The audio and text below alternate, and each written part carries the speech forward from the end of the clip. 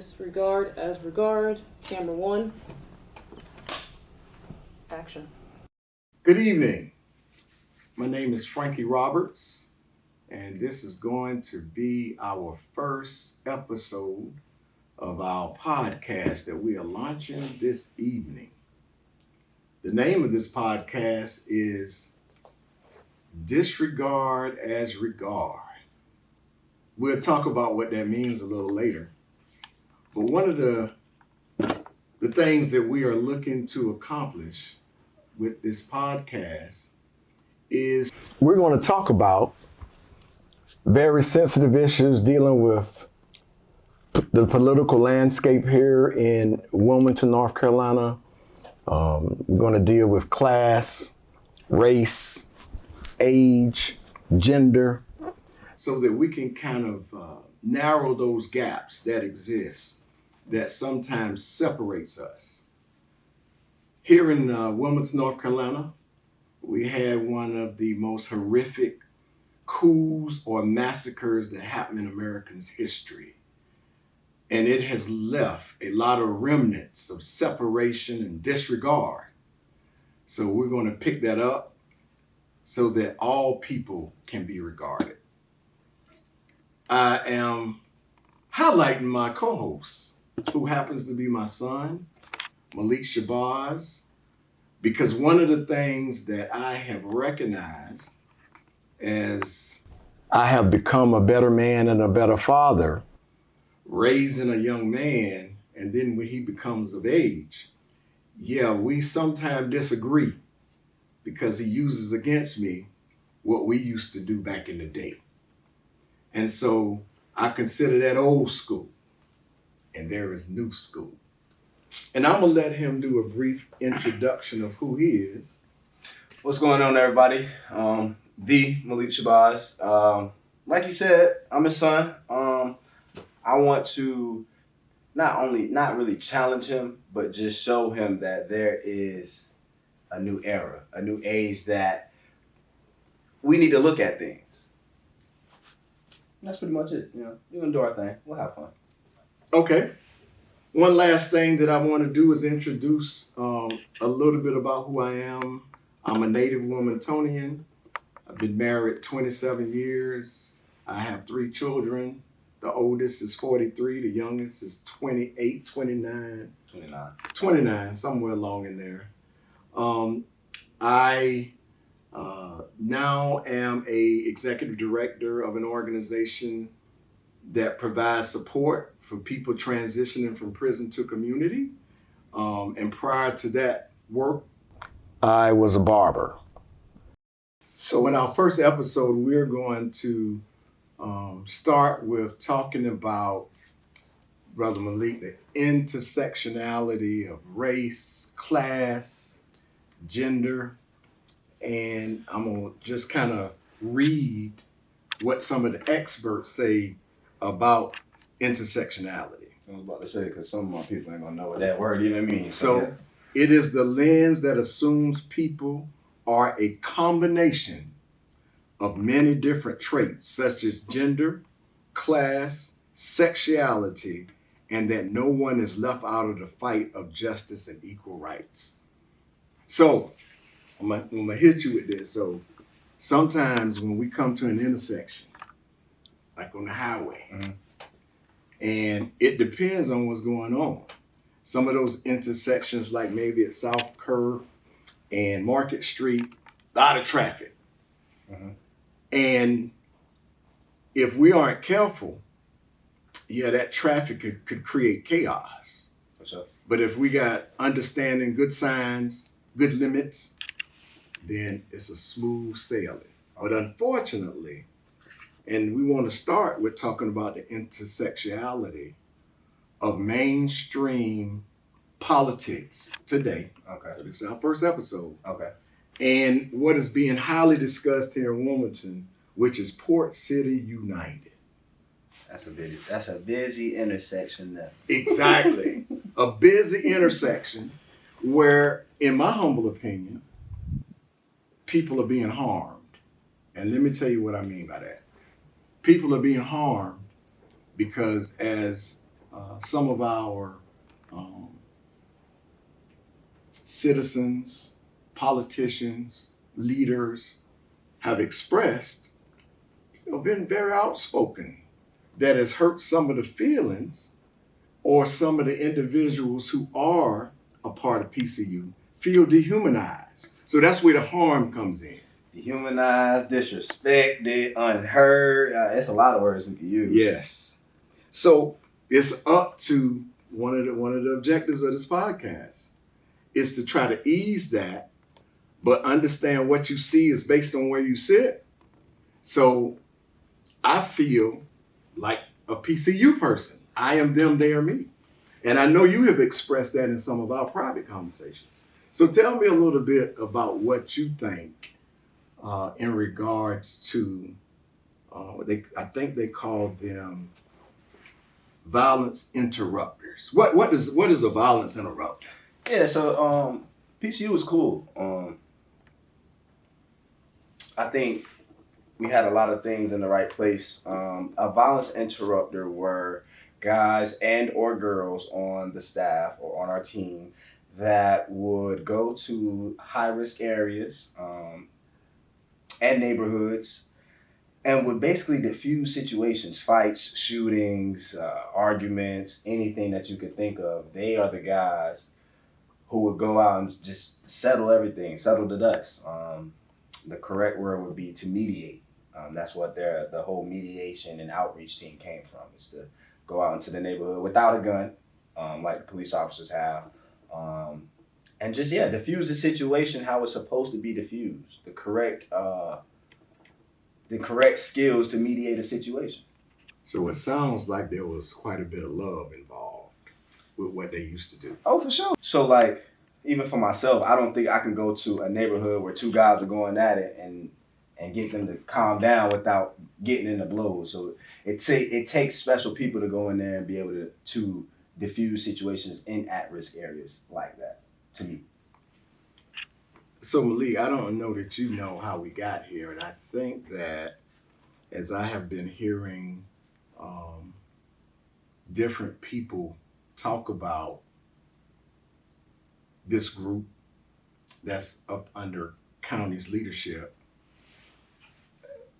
it seems like they have started in the middle of the conversation. And let me tell you what I mean by that. So in the middle of the conversation, I noticed that the bad press started, when was it? Probably about a month and a half ago, when one of the interrupters was charged with, not convicted, but charged with, what were they charged with? Charged with accessory. Person, there was a shooting and a person was injured. And so this particular interrupter was charged with an accessory. And so then there were some outspoken individuals that talked about how this wasn't a good program and use words that could be considered dehumanizing. For sure. I didn't feel very much love. But one of the challenges to that was things just kind of augmented. It just got more negative, more negative, and more negative. And so I remember where all this started. And it seems like a lot of people didn't want to talk about how we got here. And so we got here back in late 2021, early 2022. And it was in 22, at least when one of the meetings took place. But there was a shooting at one of our local high schools. New Hanover. Yeah, I was a part of that. Oh, that's right. We're going to talk about the CRCs. I forgot that you were. Mm-hmm. Okay. Mm-hmm. So a shooting happened. And then a joint meeting took place after that because the shooting happened, and we should never have a shooting in the school. I think everybody was in uproar. I think everybody was mortified. However, everybody kind of moved into high gear. So there was a meeting call, which included the county commissioners, city council members, school board members, judges, DAs, law enforcement. All in one meeting. Yes, Correct. they had a joint meeting. And the meeting was called based on this tragic thing that happened in the school, the shooting. And during that meeting, there was one of the county commissioners who happened to be the chairman at the time. They made a motion. That because, and you know, I got my own image of thought about it, but I feel like because there were students that I love and you love who happened to be white, was in close proximity to what was considered a gang retaliation. And the shooting took place in that school. And because everybody was mortified, and I want to say, because Black people have always been mortified with violence in the inner city. Always. I mean, we've been screaming a long time. Yeah. But because parents who we would call, what we gonna deem these parents? Parents, I think they call them another intersection when we talked about class. Mm-hmm. Affluent Right. parents, which are typically parents with money, typically white. They were affluent, so they got on the phone and started calling. Yo, Mr. County Commissioner, y'all better do something. You know how you used to tell me when something was going down in the community? Yeah. Daddy, you got to do something. Yeah. So the county commissioner, city council, they constituents started calling. Y'all got to do something because my baby was in there. But guess what? I had been calling them too years and years prior to that. Y'all got to do something. My babies are at risk in this inner city. Yeah. So that was the only thing that I saw that was different, that the county commissioner, who happened to be the chairperson, made a motion to give or to execute $300 million. So let me ask you a clarification. Let me get some clarification real quick, because I think you. So what you're saying is, because of this school shooting, and white kids were around, you think Port City United was created? No, I don't think. I mean, all of the facts would show that, but you wouldn't know that. You know why you wouldn't know that? Why? Is because during this time that Port City United has been on the chopping blocks and everybody's emotions have been heightened, they haven't given the people all of the truth and the context.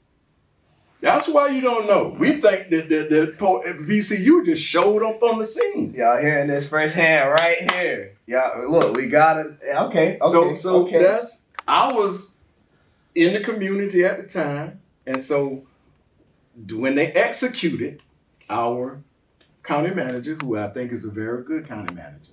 What you mean by the execute? They fired the county manager? That No. I say when they executed the money. Okay. And gave the county manager jurisdiction to come up with violence prevention efforts and approaches to ensure this wouldn't happen again. That's what happened. And it was unanimous, the vote. I make the motion, and then there was a second, all in favor, aye, which was only the county commissioners who could vote. And they agreed in that meeting to execute $300 million at a hospital sale to go towards crime prevention efforts on the north side so that we won't have to worry about our children being in close proximity to violence. So look, for all my people that really need, again, another breakdown. If you live on the north side, basically, there was some money supposed to be distributed to keep your kids safe. Now I want y'all, when this airs, when we see this, to pause the video and ask your kids, do they feel safe? That's all. That's a good point. Because what you're saying, from what I'm breaking down, is, yeah, they were such an uproar to fix everything. They gave the money, and I'm not going to say I don't see the fixing, but from where we are now, if this is what the county commissioners wanted in the first place, and then 3 years later to say, I don't support it. So may I ask this question? Is the same county commissioners that are serving right now, were they a part of that process 3 years ago, or are these different county commissioners? Two of them are different. And the two, during that time, the person, the chairwoman, Julia Bozeman, was one of the county commissioners, and Deb Hayes, who has passed away since. And the two new county commissioner is Leanne, it might be Leanne Pierce. I'm having a senior moment, and Dane Scalise. Those are the two new county commissioners. And certainly, one of the things in politics, you always going to have commissioners that change, and you get new ones. However, I think the same spirit in our elected officials ought to be the same, which is leading with love. I'm going to keep saying that throughout these podcasts, because nobody wants to be reminded of their worst mistake. Nobody. So we got a couple of guys who have went kind of, again, I can't even say that because they hadn't been convicted. We had two guys that was charged with the crime, and we are yet to see whether they're going to be convicted or not. So we don't want to see, people pass judgment. Yeah. So I just want to that happened. The county manager then went on a crusade to bring all of the nonprofits that work in the space of youth violence into a room. So we had meetings twice a month for a 6 months period to try to come up with crime prevention efforts. And he had created a platform. You was at the very first meeting that your father facilitated, and to start the conversation so that everybody would have a voice. Yeah. And then we had those meetings for the next 6 months. Now, when you say nonprofits in these spaces, what do you mean? Because when I think of nonprofits, and you guys got to realize this is southeastern North Carolina. We are not national. When I think about nonprofits in my area, I think of places like the Sakota House, Lincoln Incorporated, Voyage of Wilmington Dreams. Are these, now those are like places that I think about, but you said they had to have something to do with violence in the... Well, at least crime prevention efforts or intervention efforts. And when I say prevention, people that's working with youth to prevent them from going down a path of crime, suspension, juvenile delinquency. So who are those nonprofits? Well, there were several at the table. There was our youth development initiative, which is Light Manhood. There was Voyage. There was Soaring as Eagles. There was Communities in Schools. There was, Too Good for Violence. There was Elements. Okay.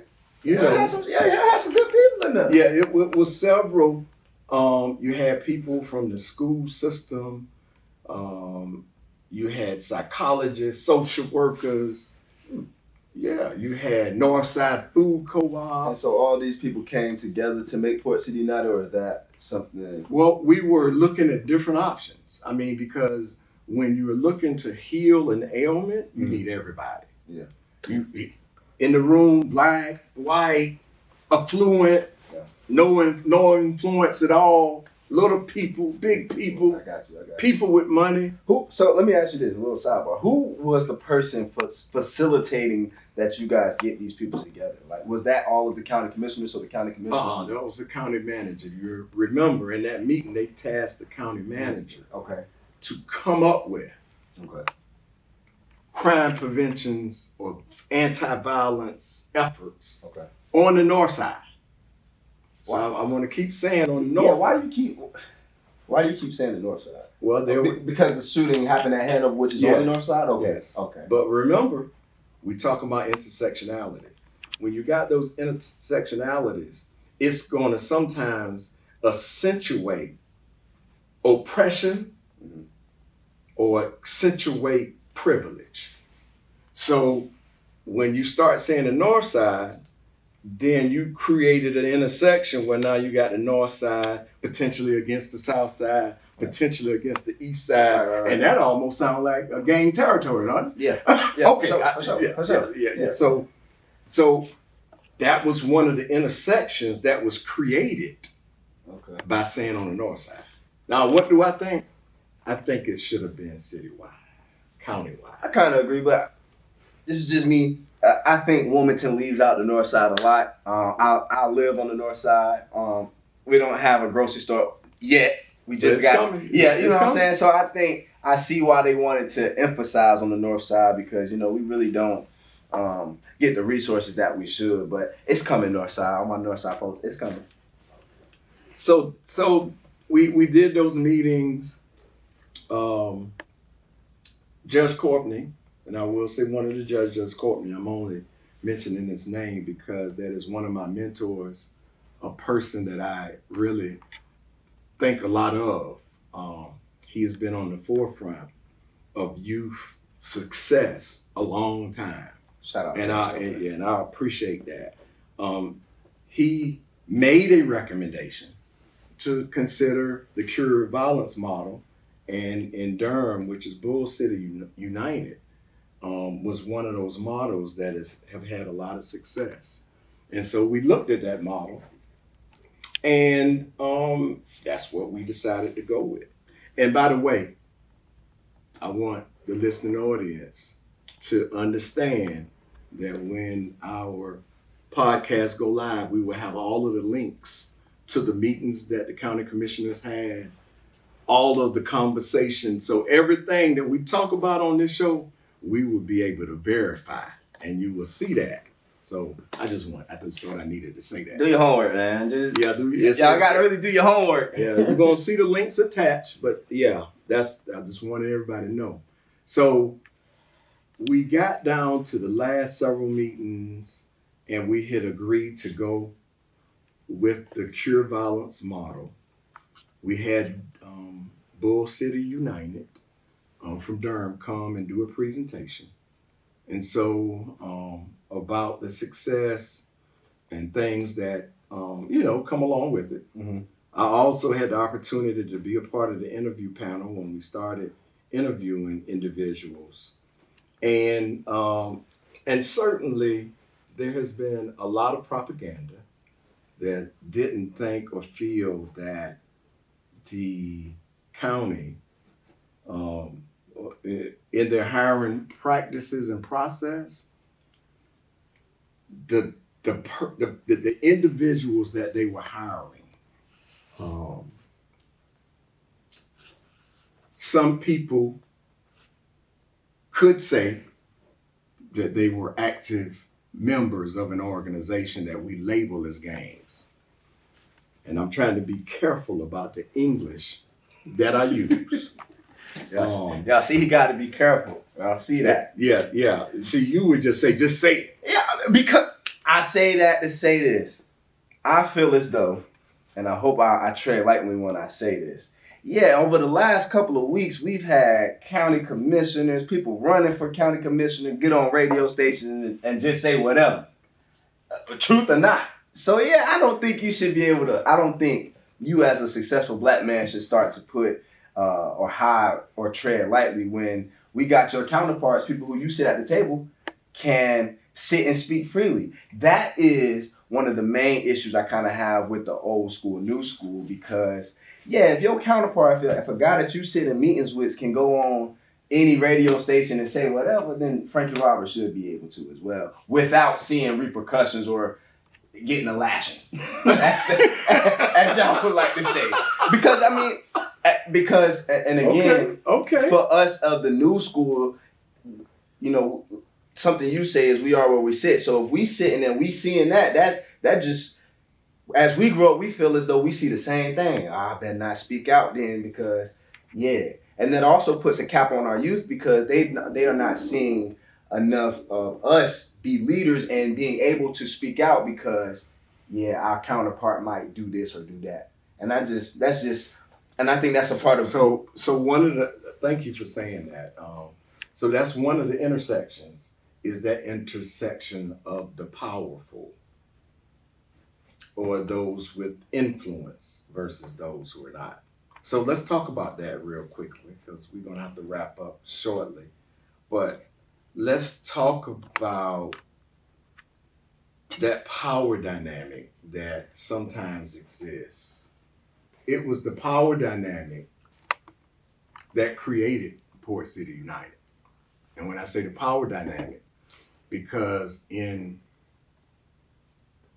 certain communities or zip codes or inner city neighborhoods where we have witnessed violence over time, we have always rung the bell tone that we needed support, programs, money to create a different outcome that we thought could train up our youth in the way they should go, in positivity, good values, good family values.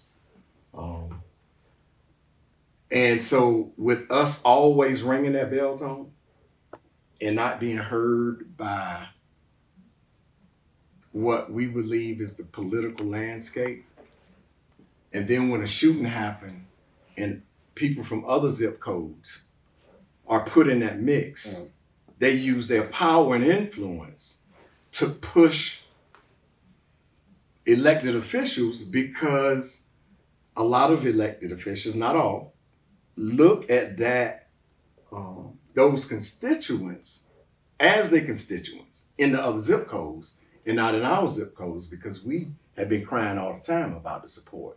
But soon as students from other zip codes are in close affected, that's a good word, then it's like, let's write me over $100, $200, $300 million checkbook to get beyond that. So that's the power dynamic that was created, or that there was an intersection that creates sometimes this less than greater than. Right.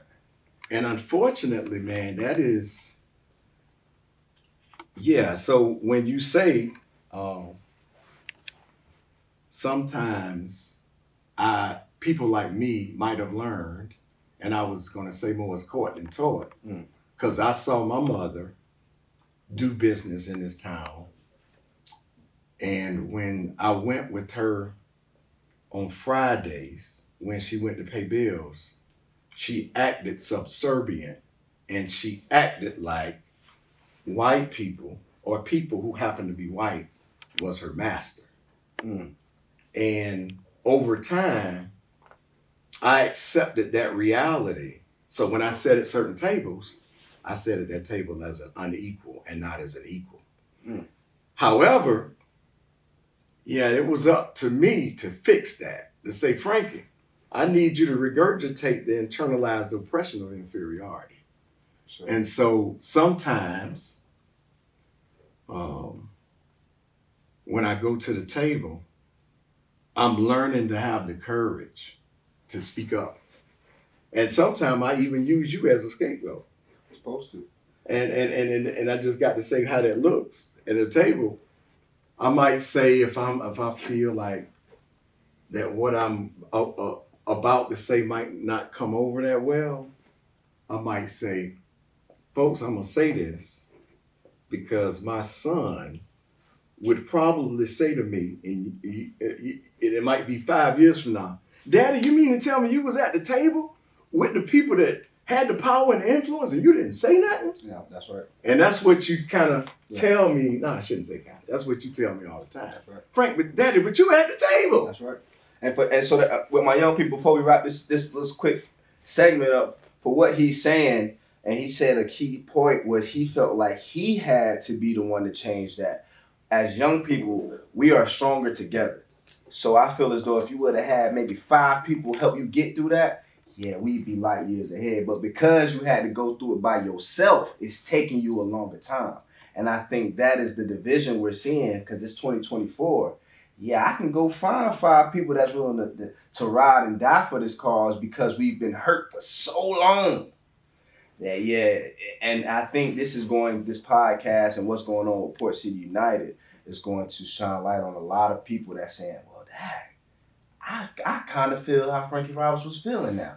And that'll kind of give us the power that we need to, be more successful so things like this don't continue to happen to us. Yeah, because the part of equality, equity, as we see today with the UNC School of Governors trying to dismantle the equity concepts and consciousness. It's almost as it feels like that sometimes we have to fight a battle just to be treated as an equal. And then from where we sit, and I want to say this lastly, I don't want anybody to think that as we're having this conversation, that we feel like, and I'm going to say it just frankly, that we feel like a damn victim, because we're not. We are not victims, but we are speaking to the truth and structural systems that hold people back, no matter the color or the race, no matter the class, it just holds people back. And that's one thing that we're going to be fighting against. And that is, we believe that love conquers all. Well, Malik, I appreciate the conversation, but we're going to jump right in next week. And next week, we're going to be, how does discrimination and prejudice show up in Wilmington, North Carolina? That's true. And if y'all need to ask some questions or anything like that, I'm going to just sneak it in. My Instagram is _PCF. Y'all can DM me at any time. My Twitter handle or my X is @MalikTime_. That's MalikTime. And you can follow us on YouTube whenever we drop this. All right. Appreciate y'all. Have a good one. Bye.